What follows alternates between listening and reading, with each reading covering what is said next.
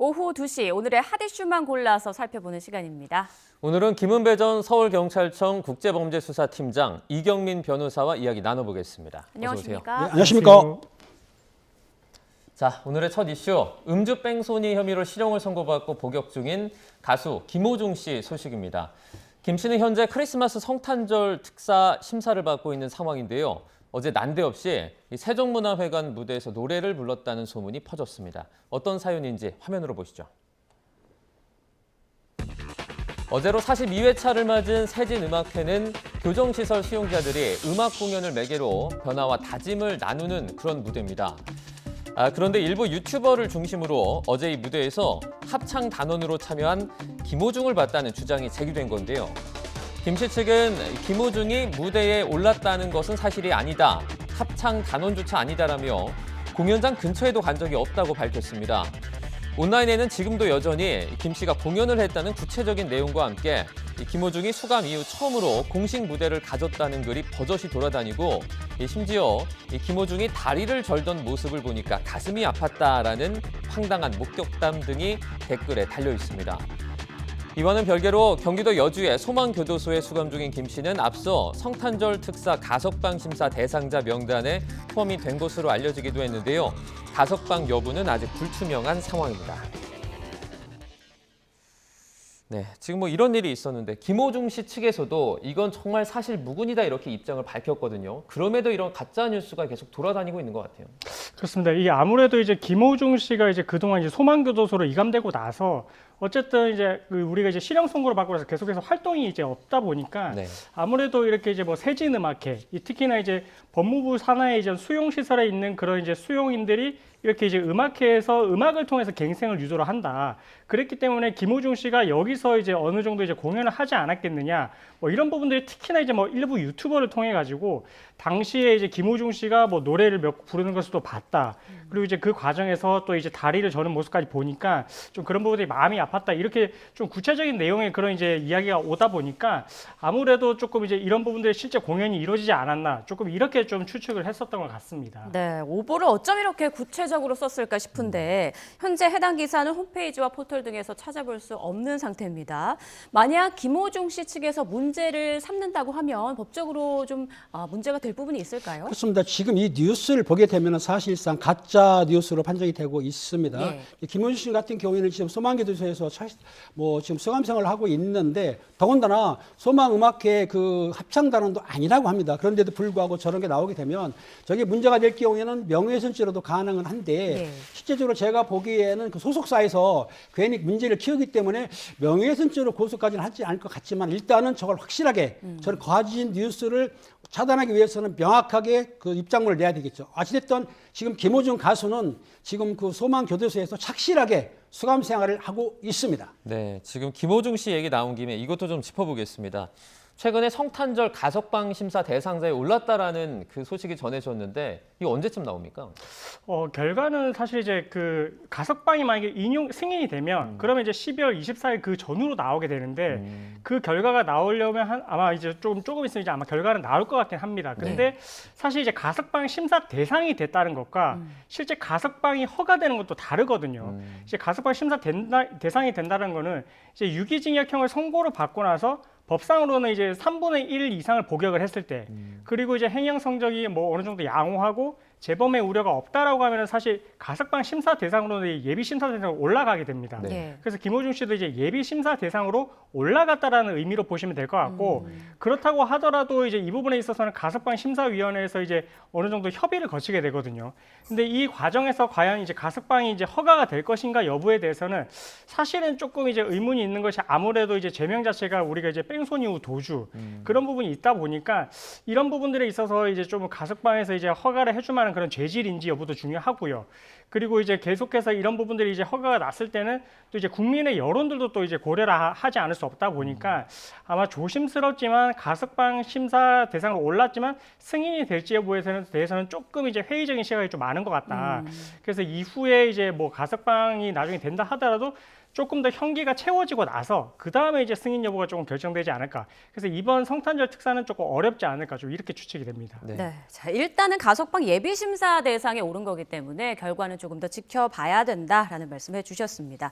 자, 다음 이슈로 넘어가겠습니다. 방송인 박나래 씨의 불법 의료 의혹이 다른 연예인으로도 번지고 있는 가운데 그룹 샤이니 멤버 온유가 주사 이모와의 관계 해명에 나섰습니다. 화면으로 함께 보시죠. 네, 주사 이모에게 고맙다는 글과 함께 사인 CD를 건넨 사실이 알려지면서 불똥이 튄 온유. 어제 소속사를 통해 입장을 밝혔습니다. 지난 2022년 4월 지인의 추천으로 피부 관리를 받기 위해 주사 이모로 불리는 A씨가 근무하는 병원에 처음 방문했는데 당시 병원의 규모 등을 고려할 때 의료 면허 논란에 대해서는 인지하기 어려웠다는 내용입니다. 또 A씨에게 건넨 사인 CD는 진료에 대한 고마움의 표현이었을 뿐이라고 강조했습니다. 논란의 중심에 서 있는 속칭 주사 이모는 침묵을 지키고 있습니다. 자신의 SNS 계정 프로필을 장식했던 병원 관련 직함을 모두 삭제하고 사진도 모두 지운 상태인 걸로 알려지고 있는데요. 이런 가운데 연예기자 출신 한 유튜버는 그녀를 전 청조에 빗대며 폭로에 나섰습니다. 주사 이모는 의대 교수라는 주장과 달리 실제로는 고졸 학력에 개명을 했고 또 성형수술로 180도 다른 삶을 살고 있다며 과거에는 피부 클리닉에서 속눈썹 붙이는 시술을 했다는 주장입니다. 자, 주사 이모로 불리는 이 여성의 신원과 행적에 대해서 여러 가지 또 의혹들, 폭로들이 나오고 있는데 지금 한 유튜버 주장에 따르면 이름, 얼굴, 경력까지 싹 다 바꿨다는 거예요?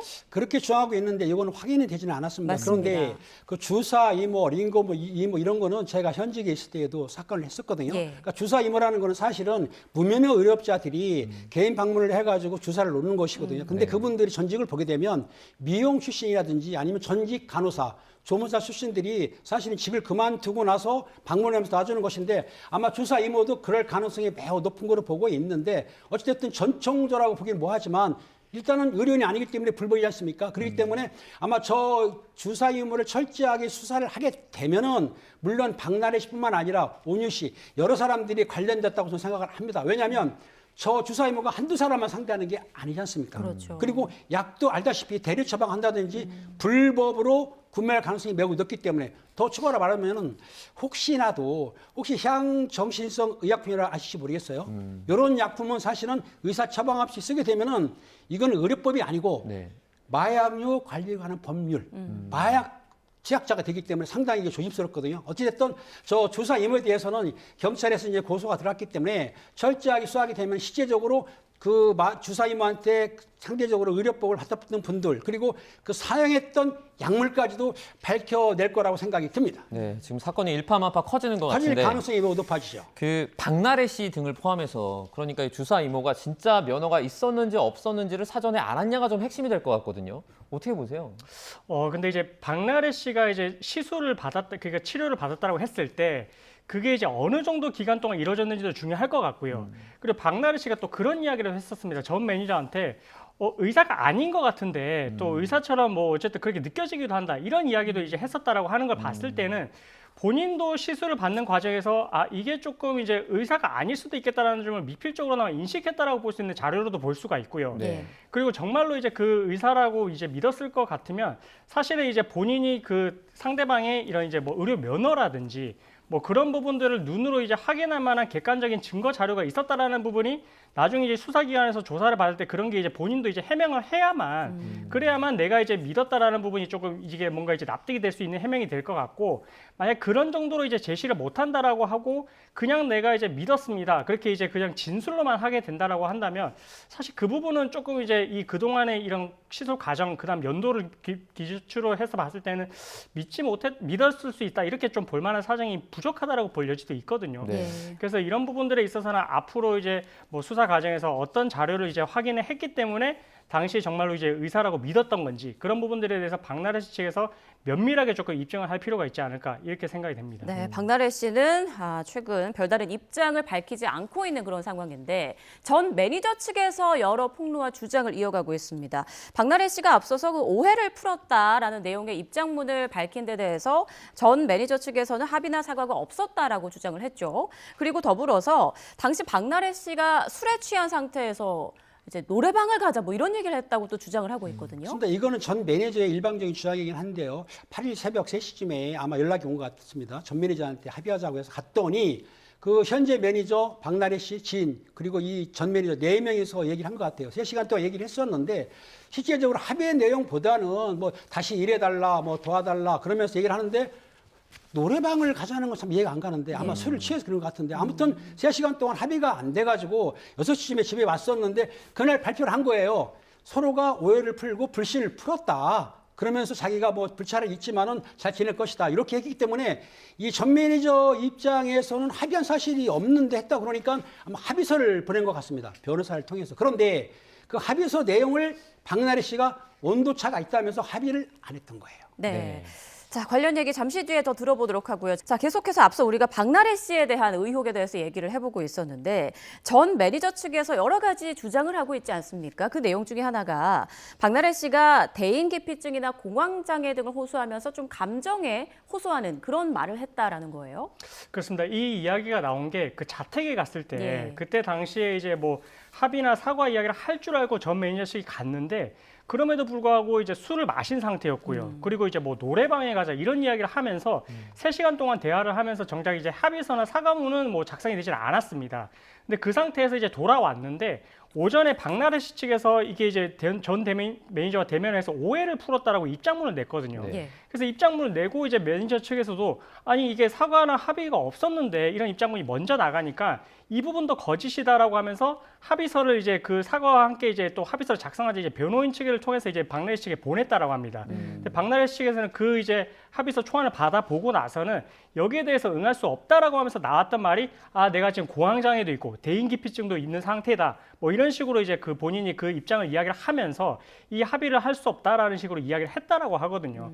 그래서 그 이후에 지금 합의가 이제 결렬이 되고 이후에 지금 뭐 입장문을 밝히겠다라고 해서 지금 이제 박나래 측의 입장을 지금 기다리고 있는 상황인데 어쨌든 이제 뭐 이런 부분들에 대해서도 결국은 이제 전 매니저 측에서 주장하는 사실관계와 박나래 씨 측에서 주장하는 사실이 너무나 첨예하게 다르고 그리고 박나래 씨 측에서 만약에 이제 입장문을 발표를 했을 때 그날 이제 자택에 와서 이제 이루어졌던 이야기에 대해서 만약에 사실과 다르게 이야기를 한다면 전 매니저 측에서는 그 부분에 대해서도 녹취록을 갖고 있다라고 하니까 예. 그래서 만약에 이제 그런 부분들에 대해서 해명 내용이 사실과 다르면 전 매니저 측에서 제출하는 또 녹취록을 통해서 누구 말이 또 사실관계 맞는지 뭐 이런 부분도 조금 규명이 될 수 있을 것 같습니다. 지금 매니저 측이 뭐 주사 이모 의혹뿐만 아니라 계속해서 뭐 100개 정도 되는 의혹이 있는데 그중에 하나일 뿐이다. 이렇게 지금 말을 하고 있어요. 의혹이 점점 이렇게 확산하는 모양새예요.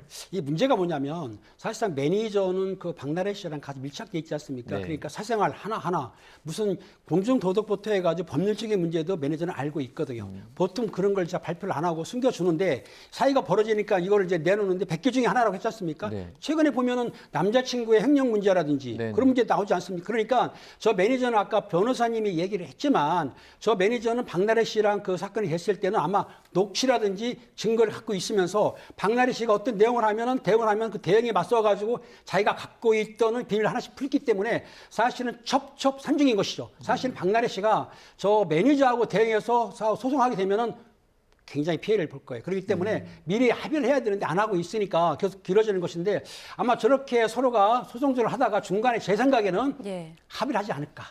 그래야만이 박나래 씨가 가능하지. 그렇지 않으면 저 매니저가 갖고 있는 모든 비밀을 100개를 풀어버리면 이건 큰일 난다고 생각됩니다. 예. 자, 지금 뭔가 수세에 몰려있는 듯한 박나래 씨인데요. 앞으로 어떻게 대응을 할지 좀 지켜보도록 하고요. 쉴 새 없이 연예계 논란이 터지고 있는데 이번에는 또 가수 싸이 씨 의혹 터졌습니다. 경찰이 지난 4일 가수 싸이 씨의 소속사를 압수수색했다. 이런 사실이 뒤늦게 알려졌는데 어떤 의혹인가요?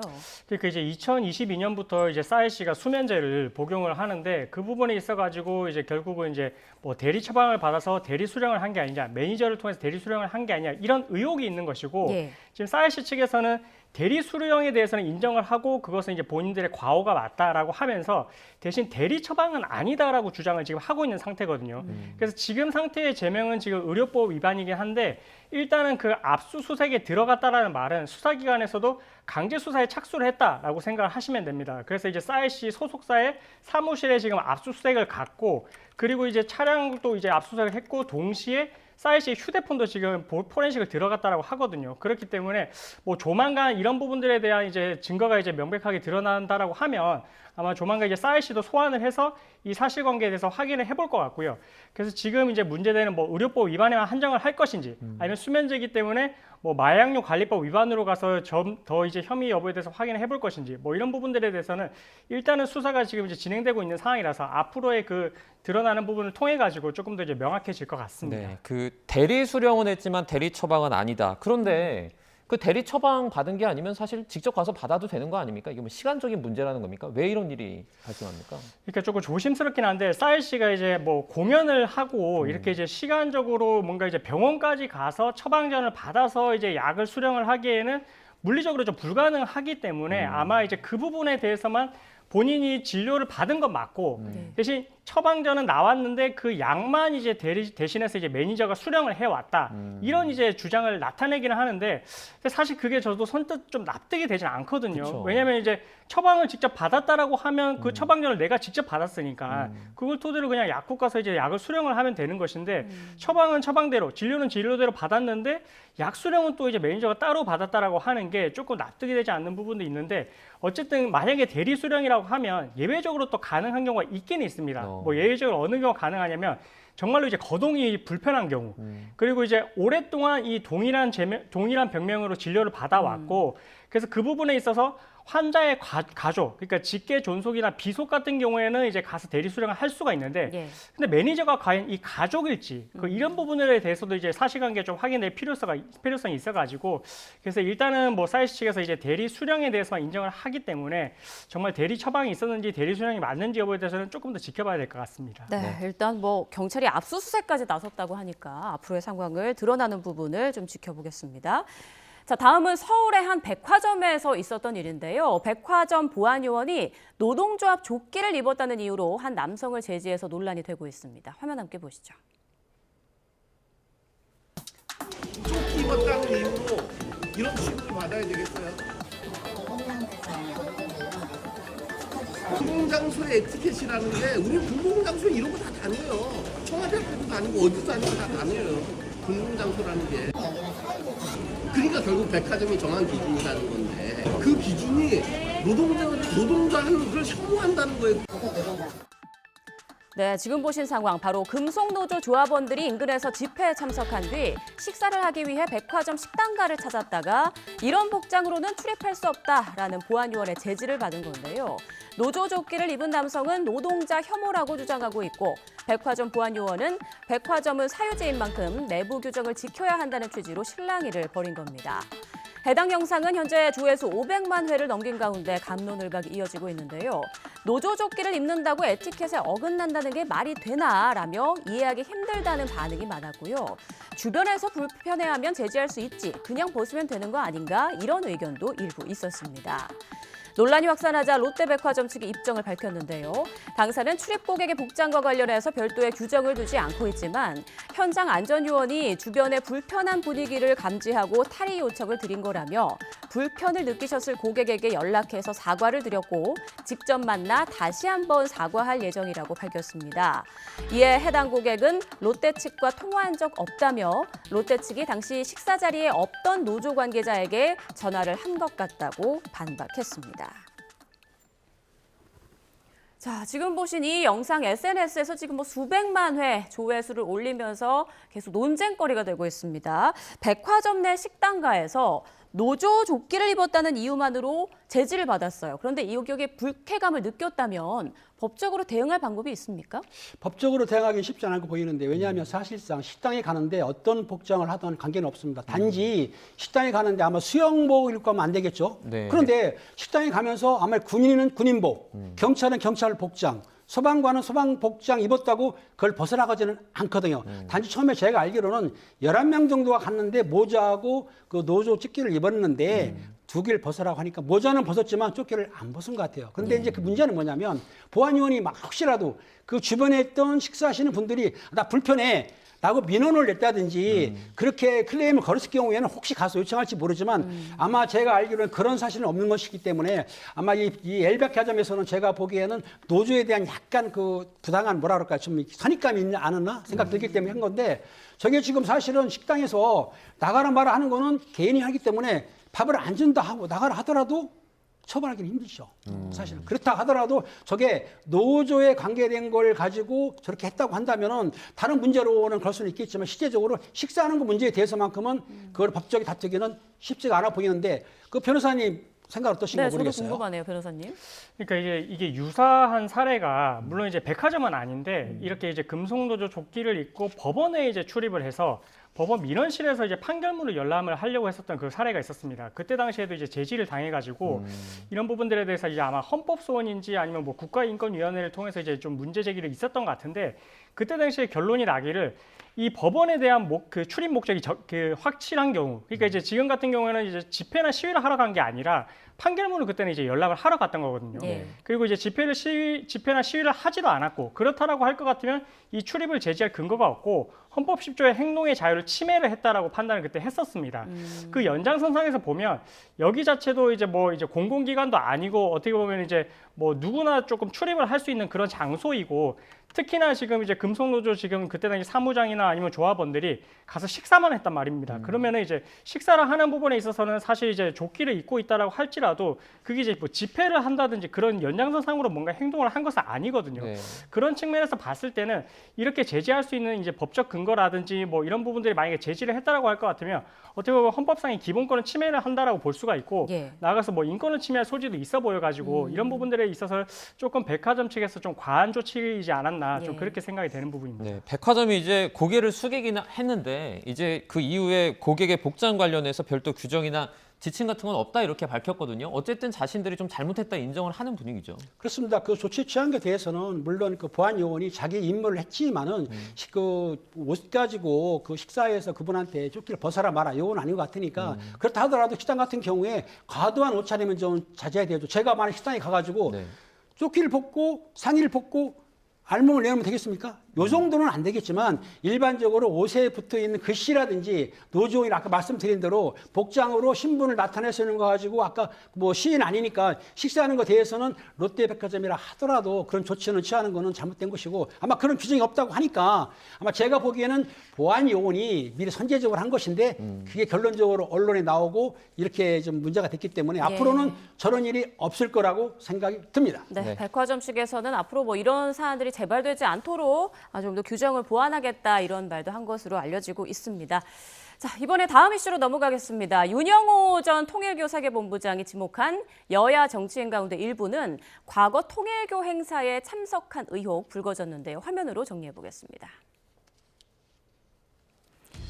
네, 지난 2019년 3월 경기도 가평에서 열린 통일교 의료재단의 이사장 취임식 사진입니다. 일부 보도에 따르면 임종성 전 민주당 의원은 이 행사에 축하 연사로 무대에 섰고요. 이를 포함해서 3차례 정도 통일교 행사에서 축사를 한 것으로 전해집니다. 또 김규환 전 미래통합당 의원도 지난 2021년 4월 열린 통일교 행사에 참석해 노래를 부르기도 했는데요. 직접 보시죠.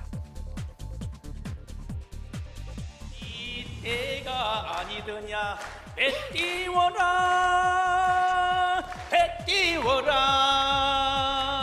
하야 번님 내야 세계 평화의 배를 띄워라. 세계 평화와 남북 통일의 열쇠는 한학자 총재님께서 가지고 계신다는 사실을 저는 확신합니다. 자, 관련 내용 먼저 보겠습니다. 이들 모두 지금 통일교로부터 금품을 받은 적이 없다고 부인하고 있는데 이렇게 사진이나 또 노래를 한 영상들이 확인이 되고 있단 말이죠. 이 부분이 어떤 증거가 될 수 있을까요? 하나의 그냥 이제 어떻게 보면 참고 자료가 될 수 있다라고 이제 말씀드릴 수 있을 것 같고요. 그러니까 이제 뭔가 이제 금품을 수수를 했다라고 할 것 같으면 보통은 이제 금품을 줬다라고 하는 사람이 진술이 있고 받았다라고 하는 사람이 진술이 있는데 근데 받은 사람 같은 경우는 보통 이제 받았다라고 이렇게 자백을 하는 경우가 거의 없거든요. 그렇다라고 할 것 같으면 결국 이제 준 사람의 진술과 더불어서 뭔가 이제 이런 부분들을 확인할 수 있는 증거 자료가 있으면 좋은데 근데 그 부분이 사실 지금 입장에서는 아직 수사 초기 단계이고 예. 윤영호 세계본부장의 이제 진술만 지금 있는 상황입니다. 진술만 있어가지고 근데 그 진술 자체가 좀 이제 구체적이고 신빙성이 있다라고 이제 보여지는 부분도 존재하기 때문에 정식으로 이제 사건 번호가 부여가 돼서 지금 이제 국수본으로 넘어갔다라고 생각하시면 될 것 같고요. 다만 이제 아까 그 뭐 노래를 부르는 장면이라든지 축사를 했다 이런 부분들은 정말로 이 통일교하고의 관계가 뭔가 이제 긴밀하지 않으면 할 수 없는 행동이지 않지 않냐. 좀 이런 부분들에 대해서 의혹을 좀 가질 수 있는 부분인 것 같고, 그렇기 때문에 이제 통일교 측하고 이 전 의원들 측 간에 뭔가 이제 그동안에 교류가 있었는지 뭐 이런 부분들에 대해서 윤영호 전 본부장의 진술이 앞으로도 더 중요할 것 같고요. 그리고 윤영호 전 본부장과 또 다른 고위 간부 간에 또 이제 통화 녹취록도 있기 때문에 여러 객관적인 증거들을 통해 가지고 진술의 신빙성이 있는지, 그리고 이제 언제 시점에 금품이 갔다라고 볼 수 있는지, 그런 부분도 좀 특정이 돼야 될 것 같습니다. 네, 이제 뭐 통일교 금품 수수 의혹 파장이 계속해서 커지고 있는데 지금 특검에서 경찰청 국수본으로 이첩한 정치인이 3명으로 지금 나타났는데 특검이 정치자금법 위반과 뇌물죄 혐의 두 가지 모두 이첩 서류에 명시를 한 것으로 전해지고 있죠. 그렇습니다. 뇌물죄하고 정치자금법 위반인데 실제적으로 지금 아까 변호사님 얘기를 했지만은 사실상 뇌물을 주는 사람이 계좌로 보낼 일은 없습니다. 현찰을 준비해가 현찰을 주기 때문에 예. 사실 은밀하게 이루어지기 때문에 사실 뇌물죄로 이율하기는 쉽지는 않습니다. 정확한 증거가 있으면 모르는데 지금 진술에 의존한다는 건 사실은 희박하거든요. 그렇기 때문에 아마 경찰청에서는 조사를 할 때에 그 진술도 토대로 하지만은 해당 의원들이라든지 장관 그런 분들에 대해서는 사실상은 그 휴대폰 디지털 포렌식도 해야 되고 네. 또 전방위적으로 계좌를 추적을 할 겁니다. 근데 계좌 추적에서는 실제적으로 계좌 추적을 이체를 안 하기 때문에 쉽지는 않은데 돈을 갖게 되면은 돈을 인출을 했을 거 아닙니까? 현찰 인출을 했을 것이고 저 받은 사람들도 돈을 현찰로 입금한 내용이 나오게 되면 맞겠죠. 어찌됐든 이번 때문에 통일교에서 여야를 막론하고 전방위적으로 이렇게 뇌물을 뿌렸다고 하지만 이거는 윤 땡땡이의 일탈적인 행동이다. 그러니까 통일교에서는 선을 긋고 있습니다. 예. 통일교 전체가 그렇게 뇌물을 주거나 문제 삼은 게 아니고 본인이 개인적으로 일탈을 한 것이라고 지금 주장하고 있는 상태죠. 네. 자, 지금 전재수 전 장관 같은 경우에는 통일교 행사 그 축사 의혹에 대해서 부인을 하면서 당시 자신은 부산의 한 성당에 있었다면서 그 사진을 가지고 있다 공개했단 말이죠. 이 부분은 어떤 한 알리바이로 충분할까요? 그 알리바이를 제시를 하는 경우가 사실은 이제 뭐 왕왕 있긴 한데, 근데 이게 받아들여지는 경우는 그렇게 많지는 않습니다. 네. 왜냐하면은 뭐 예를 들어서 이제 오늘날에 뭔가 이제 혐의를 받고 있는 게 이제 대한민국 내에 있는 부분인데, 근데 만약에 외국에서 머무르고 있었다라는 분이 출국 사실을 통해서 확인이 된다. 그러니까 이 정도로 명백할 것 같으면은 이 알리바이 주장을 좀 받아들여 주는데, 근데 지금 제출한 사진 같은 경우에는 어떻게 보면 같은 부산 지역 내거든요. 그렇기 때문에 뭐 조심스럽지만, 아직 수사 초기 단계 조심스럽지만, 만약에 정말 물리적으로 아예 그 동선 자체가 시간적으로 갈 수 있는 그런 상황이 아니다라고 하면은 뭐 이게 정말로 이제 납득이 될 것 같지만, 그 정도가 아니고 이제 조금 늦게라도 참석이 가능했던 그런 상황이었기 때문에 사진이 촬영이 됐다라고 할 것 같으면, 그러면 이 사진 한 장만으로 사실 의혹이 해명된다라고 볼 수는 없을 것 같고요. 네. 그 수사기관에서도 이런 이제 알리바이를 주장하는 부분에 있어서는 엄격한 증명을 통해서 이제 확인을 하고 있어가지고 아직까지는 이런 부분들도 하나의 참고 자료로 볼 수가 있고, 나머지 관련자들의 진술이 조금 나오고, 그리고 이제 당시에 통일교 행사라고 있었던 시간에 그때 당시에 이제 통일교 교인들이라든지 아니면 고위 간부를 통해서 정말로 이제 잠시 그때 당시 축사를 했는지 참석을 했는지 이런 부분들에 대한 진술까지 드러나야만 좀 이 알리바이에 대해서 증명력이 있다 이렇게 볼 수 있을 것 같습니다. 네. 이 사안 관련해서 단독 보도들도 계속해서 잇따르고 있는데 일부 언론에서 통일교가 2022년 그 3월 대선을 앞두고 그러니까 이재명 대통령이나 민주당에게 그러니까 이제 문재인 정부의 핵심 인사들에게 접근하면서 연결고리를 좀 만들려고 했다. 그러니까 끈을 대려고 했다. 이런 의혹도 나오고 있어요. 그렇습니다. 통일교가 아까 말했듯이 전방위적으로 이제 로비를 했다고 보여지는데요. 무슨 말이냐면 그런 재단에서는 사실상 자기 이익을 위해서는 현처 여만뿐만 아니고 야까지. 그러니까 무슨 말이냐면 여기 나온 대로 이재명 대통령 민주당과도 접점을 가린다. 이 얘기는 뭐냐면 한 곳에만 집중하는 게 아니고 채널을 두 개를 만들었다. 두 개를 만들었기 때문에 양쪽에서 우리가 로비를 해야만 우리가 어떤 일을 했을 때 양쪽에 도움을 받을 수 있고 또 그리고 집중한다는 건 중요한데 우리가 있습니다. 그 선택이라는 게 있지 않습니까? 네. 선택을 하나만 해서 할 경우에는 다른 선택을 할 경우에는 피해를 보기 때문에 아마 민주당에 대해서도 선택을 해서 그쪽으로 집중을 하지 않았나 그런 생각이 듭니다. 예, 네. 앞서 그 팀장님께서 잠깐 언급해 주신 부분인데 통일교가 이번 사안과 관련해서 또 어제 입장을 밝혔죠. 국민 여러분께 큰 실망과 우려를 끼친 점에 대해서 사과한다면서도 윤영호 전 본부장에 대해서는 개인의 독단적인 일탈이다 이런 주장을 계속 이어가고 있어요. 이게 어떤 하나의 전략으로 볼 수 있을까요?